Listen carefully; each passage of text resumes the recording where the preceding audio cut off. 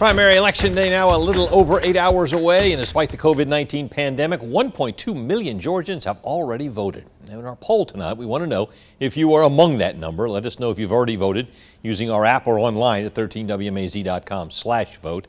Sarah Hammond tells us what Georgia's Secretary of State Brad Raffensperger has to say about the record number of votes already cast.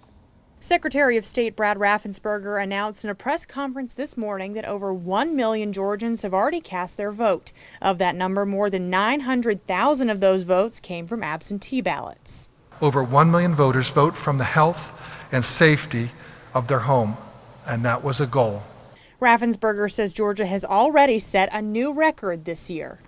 In this historic moment, in spite of the obstacle of a worldwide pandemic that could have prevented hundreds of thousands of voters from voting, we now have the highest turnout of primary voters in the history of this state.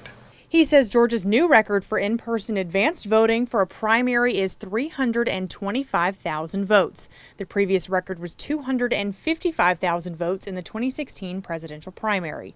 He says tomorrow the state could see anywhere from 250,000 to 400,000 people waiting in line to vote. There will be realities we will have to be facing. There will be lines. This is a new voting system. There will be a learning curve for both election workers and for voters. All of this will take time. He also announced that they will not be releasing any results until every precinct is closed. We know that some counties, have already decided that they're going to be, keeping their precincts open until 8 o'clock. I think that is the fairest thing for all candidates. He says from there, it could take a couple of days to get all of the results. Reporting for 13 WMAZ News, I'm Sarah Hammond. Just a reminder, if you requested an absentee ballot but decide you want to vote in person instead, you do need to take that absentee ballot with you so poll workers can cancel it.